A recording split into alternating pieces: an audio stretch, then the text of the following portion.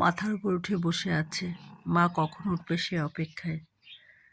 শীতে সারা রাত ঘুমিয়েছে।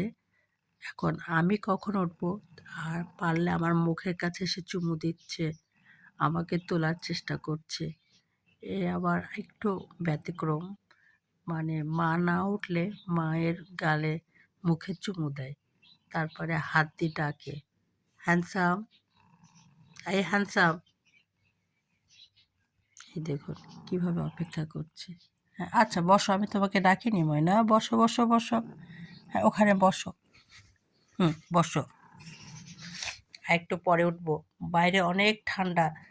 সবগুলো উঠে পিলপিল করতেছিস ঘরের মধ্যে না? হ্যাঁ বসে থাকো,